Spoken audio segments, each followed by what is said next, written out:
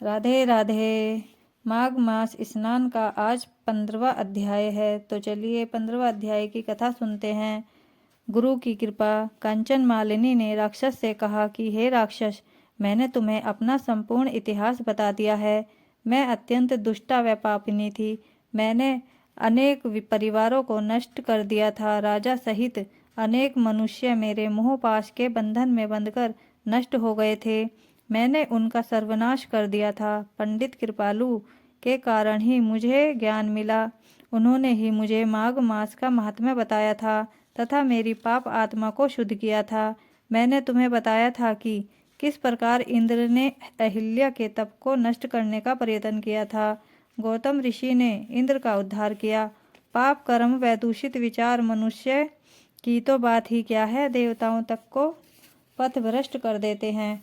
देवता इंद्र को अपने दूषित विचारों के कारण ही देवलोक में छिपना पड़ा था, परंतु गुरु बृहस्पति जी की कृपा के कारण ही माघ स्नान के पश्चात वह पाप मुक्त हो गए थे।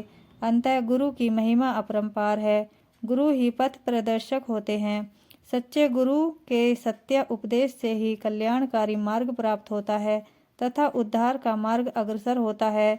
पंडित कृपालु जी ने मुझे सच्चा उपदेश दिया था, जिसके कारण मैंने माघ मास के व्रत किए तथा प्रयागराज में जाकर माघ स्नान किया। अंतः हे राक्षस, तुम भी पाप कर्म छोड़कर शुद्ध कर्म ही करो तथा प्रत्येक माघ मास में संगम पर स्नान करो।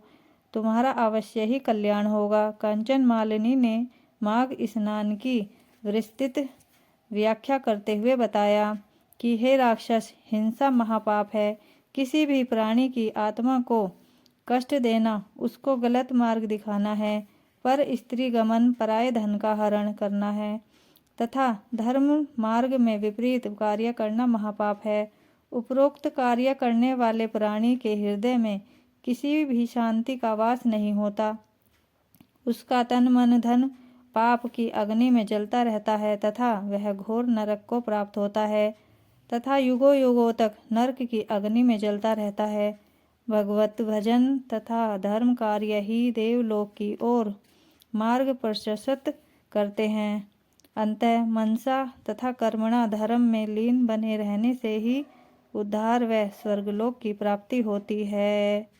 माघ मास की इतनी बड़ी महिमा है और भगवत भजन तो माघ मास हो या कोई भी मास हो, भगवत भजन तो करते ही रहना चाहिए। बोलो राधे राधे।